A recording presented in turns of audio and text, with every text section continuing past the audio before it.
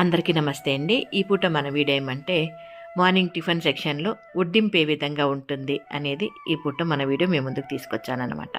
నేనైతే ఈ విధంగా దోశ వడ్డిస్తున్నాను కదా, ఇంకా మన డ్రైవరు శరత్ ఏమో ఇడ్లీ వడ్డిస్తున్నాడు, మన పద్మ అయితే వడలు వడ్డిస్తుంది. ఈరోజు విమల అయితే రాలేదండి, ఏదో వర్క్ ఉండి లీవ్ పెట్టుకునింది అనమాట, హాఫ్ డే. ఇంకా ఈ రకంగా ఇవి అయిపోయిన తర్వాత చట్నీలు అట్లాంటివన్నీ కూడా అందరూ మళ్ళీ ఒకటి తీసుకొని వడ్డిస్తామన్నమాట. ఈ రకంగా వడ్డింపు అయితే ఉంటుంది.